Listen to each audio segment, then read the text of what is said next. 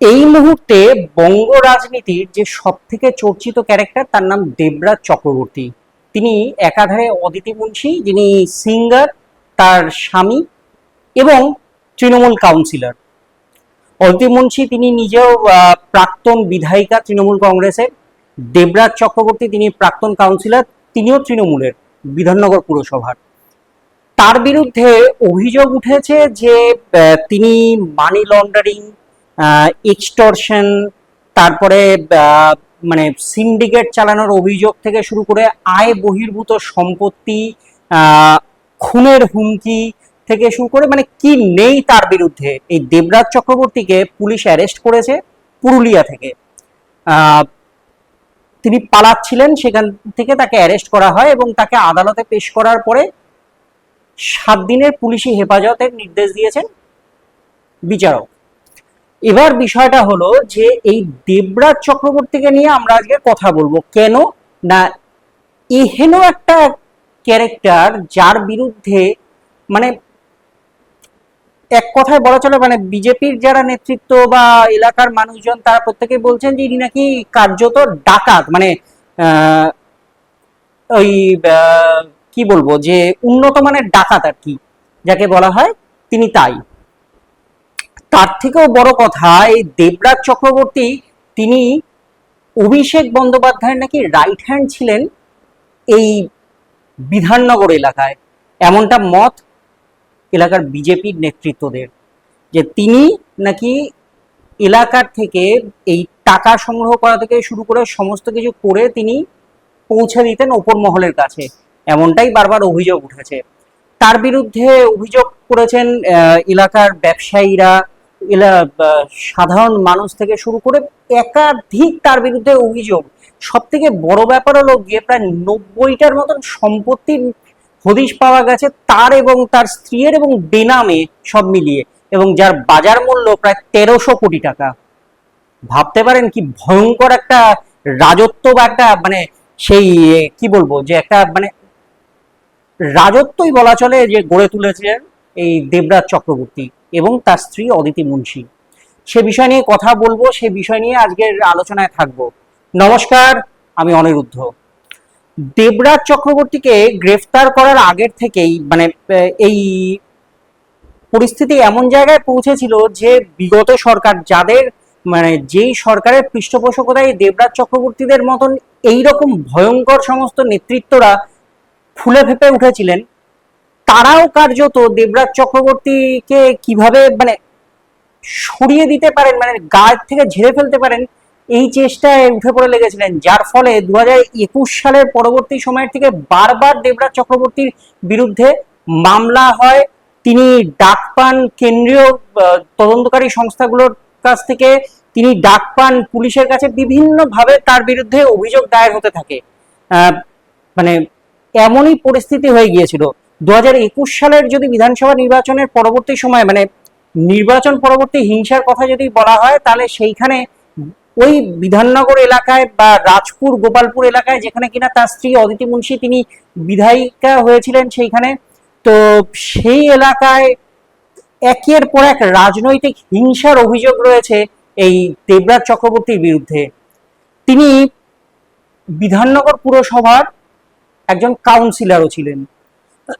তো তার বিরুদ্ধে অভিযোগ এই বাগুইয়াটি এলাকা এবং এই সমস্ত এলাকাগুলোতে যে কোনো মানুষ, তিনি যদি বিল্ডিং বানাতেন, তিনি যদি বাড়ি বানাতেন, বা এলাকার প্রমোটাররা তারা যদি বাড়ি বানানোর কাজ করতো বা তারা বিল্ডিং বানানোর কাজ করতে যেত বা যে কোনো রকমের কনস্ট্রাকশন করতে গেলেই পৌঁছে যেত সেখানে দেবরাজ চক্রবর্তীর সাঙ্গপাঙ্গরা। তাদের মধ্যে একজনের নাম উঠে এসেছে যিনি মানে বারবার করে, তার নাম মনীষ মুখোপাধ্যায়। তিনি অভিজিৎ সাহা নামে একজন ব্যবসায়ী। এই অভিজিৎ সাহা বারবার দেবরাজ চক্রবর্তীর বিরুদ্ধে অভিযোগ তুলেছিলেন, কেননা তিনি একটি বিল্ডিং বানাচ্ছিলেন এবং তিনি একজন প্রমোটার। এই অভিজিৎ সাহা তিনি চেষ্টা করেছিলেন একটা বিল্ডিং বানানোর, সঙ্গে সঙ্গে সেখানে এই মনীষ মুখোপাধ্যায়ের নেতৃত্বে সাঙ্গপাঙ্গরা পৌঁছে যায় এবং তার কাছে টাকা চাওয়া হয়। টাকা না দিলে পরে তাকে মারধর করা বা খুনেরও হুমকি দেওয়া হয়, এবং সেই টাকার অ্যামাউন্টটা এতটাই বেশি ছিল যে মানে সেই অভিজিৎ সাহার পক্ষে সেটা দেওয়া পসিবল ছিল না। পরবর্তী সময়ে নানানভাবে হুমকি দামকির সামনাসামনি হয়ে বাধ্য হয়ে তিনি নতি স্বীকার করেন এবং 30 লক্ষ টাকা এই দেবরাজ চক্রবর্তীর যে সাঙ্গপাঙ্গ তাদেরকে দেন, এবং ওই মনীষ মুখোপাধ্যায় তাকেও 5 লক্ষ টাকা দেন বলে অভিযোগ। তারপরেও আরো এক্সট্রা টাকা দাবি করা হয় এবং এমন ভাবে প্রেসার দেওয়া হয় যে তিনি যখন বলেন যে আমি টাকা দিতে পারবো না, তাকে মারধর করা হয় এবং তার উপরে মানে কার্যত মানে ভয়ঙ্কর রকমের হামলা করা হয়, তার মাথা ফাটিয়ে দেওয়া হয়। এই সমস্ত গুলো হয়েছিল, আমরা সেই সমস্ত বিষয় দেখেছিলাম বিভিন্ন সময় খবরে।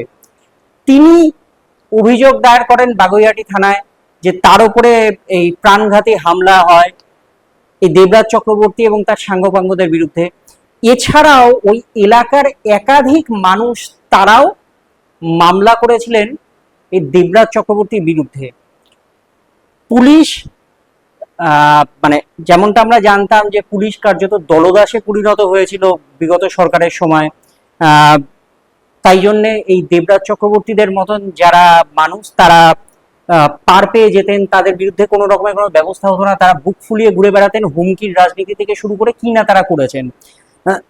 তো কিন্তু সরকার বদলেছে 4 মে, চলতি বছর 4 মে সরকার বদলেছে, বিজেপির নেতৃত্বে বাংলায় নতুন সরকার এসেছে এবং তারপরের থেকেই শুরু হয়েছে ধরপাকড় এবং এই ধরনের যারা আর কি দুর্নীতির আশ্রয়ে ছিলেন দিনের পর দিন, সেই দুর্নীতিবাজদের, সেই জনপ্রতিনিধি থেকে শুরু করে নেতা, তাদেরকে এমনকি মন্ত্রীরাও গ্রেফতার হয়েছেন, প্রাক্তন মন্ত্রীরা গ্রেফতার হয়েছেন এই প্রায় 2 মাস সময়কালের মধ্যে। তার মধ্যে নতুন ইনক্লুশন এই দেবরাজ চক্রবর্তী। তার বিরুদ্ধে যখন তদন্ত শুরু হয় তখন কার্যত প্রশাসনের মানে পুলিশ প্রশাসনের এবং গোয়েন্দাদেরও চক্ষু চড়ক গাছ হয়ে যায়। 90টি সম্পত্তির হদিশ মিলেছে তার এবং তার স্ত্রী অদিতি মুন্সির বিরুদ্ধে, যেগুলোর যেমনটা বলছিলাম যার বাজার মূল্য প্রায় 1300 কোটি টাকা। এমনকি বিজেপির তরফে বারবার দাবি করা হয়েছে তিনি নাকি পাহাড় কিনেছেন, কার্যত সেটা সত্যি ঘটনাই, কারণ তিনি কালিম্পং এ তার আত্মীয়ের নামে প্রায় 5 একর জমি কিনেছিলেন, তা কার্যত পাহাড় কেনারই সমান। সেই জমির কত ভ্যালুয়েশন কি বৃত্তান্ত তার হদিশ আমরা মানে ডিটেলস এখনো পাইনি, তবে সেই জমি তিনি কিনেছিলেন এবং ঠিক এই যে বিধানসভা নির্বাচন গেল 2026-এর, সেই বিধানসভা নির্বাচনের ঠিক আগেই সেই জমি বিক্রি করা হয়েছে। শুধু সেই জমি কেন, আরো 100 কোটি টাকার সম্পত্তি বিক্রি করা হয়েছে বেনামে। এই যে যে 90টি সম্পত্তির কথা বললাম তার মধ্যে 19টি সম্পত্তি সরাসরি দেবরাজ চক্রবর্তীর নামে রয়েছে এবং 3টি সম্পত্তি অদিতি মুন্সির নামে রয়েছে।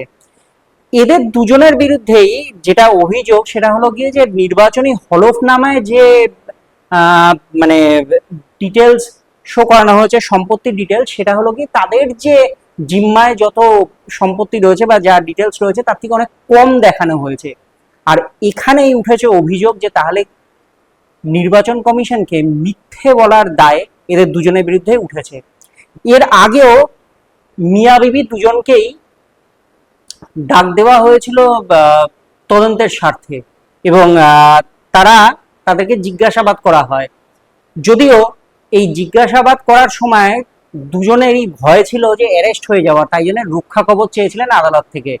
রক্ষা কবচের মূল বিষয় কি না, তাদের 4 মাসের সন্তান রয়েছেন এবং সেই সন্তানকে দেখাশোনা করার কেউ নেই, তাই জন্য তারা রক্ষা কবচ চান। যদিও অদিতি মুন্সি তিনি সেই রক্ষা কবচ পেয়েছেন, কিন্তু দেবরাজ চক্রবর্তীর সেই রক্ষা কবচ তিনি পাননি, ফলে আরো ইজি হয়ে যায় পুলিশ এবং গোয়েন্দাদের পক্ষে দেবরাজ চক্রবর্তীকে গ্রেফতার করা। এবার প্রসঙ্গ আসছে যে এই দেবরাজ চক্রবর্তী শুধুই কি এই সাধারণ কিছু জমি জমা বিক্রি বা এই সম্পত্তির বিষয় না, তার বিরুদ্ধে অভিযোগ রয়েছে সিন্ডিকেট চালানোর। মানে ওই যে গোটা এলাকা বিধাননগর এলাকা, সেখানে তিনি তার সাঙ্গপাঙ্গদের নিয়ে যেখানে যত কনস্ট্রাকশন হতো সেই কনস্ট্রাকশনের যাবতীয় যা মেটেরিয়াল সেগুলো তার সেই সাঙ্গপাঙ্গদের থেকে কিনতে হবে, এমনই প্রেশার ক্রিয়েট করতেন এলাকার ওই প্রমোটারদের থেকে শুরু করে যারা বাড়ি বানাতেন তাদের প্রত্যেককেই। আমরা জানি যে ওই গোটা অঞ্চলটা নিউ টাউন, গোপালপুর, এই যে সমস্ত রাজারহাট, নিউ টাউন, এই সমস্ত অঞ্চলগুলো নতুন করে একটা শহর গড়ে উঠছে। সেখানে সেখানে নতুন করে আবাসন প্রকল্প একের পর এক রয়েছে।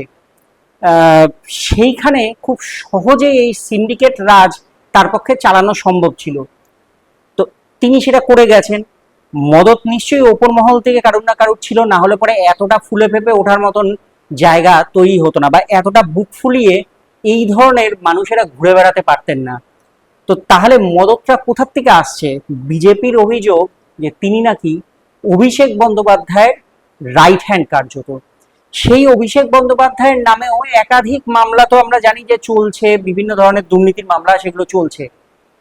তার অধীনেই নাকি এই দেবরাজ চক্রবর্তীদের মতন নেতারা তারা ফুলে ফেপে উঠেছেন, কারণ একটা বড় অংশ নাকি ক্যামাক স্ট্রিটের অফিসে যেত বলে বিজেপির নেতৃত্বদের দাবি। যদিও এই বিষয়ে তদন্ত চলছে, এই বিষয়ে তদন্তের গতি প্রকৃতি কোন দিকে যায় এবং আসল সত্যি কি সেটা বেরোতে এখনো সময় লাগবে। এর ব্যাপারে আমরা নিজেরাও মানে নিশ্চিত নই, তাই সরাসরি এই ধরনের কথা ডেকে দেওয়াটাও আমাদের কাজ নয়। তবে হ্যাঁ, কিছু তো একটা বিষয় রয়েছে, নলে কেন বা কোথার থেকে এই ধরনের নেতৃত্বরা এতটা ফুলে ফেপে উঠেছিল, কার মদতে ফুলে ফেপে উঠেছিল এই ধরনের নেতৃত্বরা, সেই জিনিসটাও, সেই বিষয়টাও কিন্তু জানার। তার কারণ কোথাও না কোথাও একটা বড় হাত না থাকলে পরে এতটা সাহস হয়তো এই নেতৃত্বরা পেতেন না। আগামী দিনে তদন্ত সেই প্রমাণ সামনে এনে দেবে। তো আমরা যেটা জানি যে দেবরাজ চক্রবর্তী, যেটা বললাম যে ইতিমধ্যে ইডি তারা ইসিআইআর দায়ের করেছে। অতিরিক্ত অ্যাডভোকেট জেনারেল যিনি, তিনি কোর্টে বলেছেন যে এই যেটা বলছিলাম যে 19টি সম্পত্তি দেবরাজ চক্রবর্তীর নামে এবং 3টি সম্পত্তি অদিতি মুন্সির নামে রয়েছে, বাকি বেনামে রয়েছে। আর এর বাজার মূল্য প্রায় 1300 কোটি টাকা। আর যেটা বলছিলাম যে এই ধরনের যারা আর কি এক্সটর্শন করে বেড়াচ্ছে তাদের বিরুদ্ধে আর কত রকম ভাবে ব্যবস্থা নেওয়া যায় সরকারের কাছে সেই আর্জি থাকবে যে আপনারা মানে দিনের পর দিন এই যে যে ঘটনা ঘটে চলেছিল বিগত সরকারের সময়, সেই সমস্ত ঘটনায় যাতে মানুষ যারা যারা ভুক্তভোগী ছিলেন দিনের পর দিন, তারা যাতে এখন কিছুটা স্বস্তির নিঃশ্বাস নিতে পারেন, সেই ব্যবস্থা যেন দ্রুত করা হয়। পুলিশ প্রশাসনের কাছেও সেই একই আর্জি যে দ্রুত এই সমস্ত মানুষগুলোর ব্যাপারে যেন কেসটা তাড়াতাড়ি করে মানে তৈরি করে কি কি ঘটনা হয়েছে তার প্রমাণ সমস্ত কিছু সামনে এনে যেন এই কেসের নিষ্পত্তি তাড়াতাড়ি হয়, তাহলে হয়তো সেই মানুষগুলো কিছুটা স্বস্তি পাবেন। আহ এছাড়া রয়েছে যে মানে এই দেবরাজ চক্রবর্তীর বিরুদ্ধে আরো যে সমস্ত অভিযোগ, মানে যত তদন্ত এগোচ্ছে তত ভয় ধরিয়ে দেওয়ার মতন একের পর এক ঘটনা সামনে আসছে যে তিনি কি না করে বেড়াতেন, কিভাবে টাকার জন্য হুমকি দেওয়া হতো, কিভাবে তার টিম গিয়ে বিভিন্ন জায়গায় মানে কার্যত প্রাণনাশের হুমকি পর্যন্ত দিয়ে আসতেন এবং মানে গোটা এলাকায় একটা ত্রাস সৃষ্টি করে ফেলেছিলেন। কেন এতটা বাড়বাড়ন্ত, বা কি জন্য তাদের এতটা লোভ বেড়েছিল, কি প্রয়োজন ছিল এই সমস্ত কিছুর, সময় তার উত্তর দেবে। আপনারা কি মনে করেন? আপনারা কেউ কি ওই এলাকায় যেখানে দেবরাজ চক্রবর্তীর মতন এই ধরনের মানুষেরা হুমকির রাজনীতি চালিয়ে গেছেন সেখান থেকে বিলং করছেন? আপনারা কি সেই ভিডিও সেখান থেকে দেখছেন? জানান আমাদের কমেন্ট করে আরো কি ধরনের সমস্যার আপনারা সম্মুখীন হয়েছিলেন, আমরা সেই ভিডিও আপনাদের সামনেই তুলে ধরব। কমেন্ট করুন, সেই সঙ্গে দি এজ ডিজিটাল চ্যানেলটি ফলো করুন, সাবস্ক্রাইব করুন। ভালো থাকুন,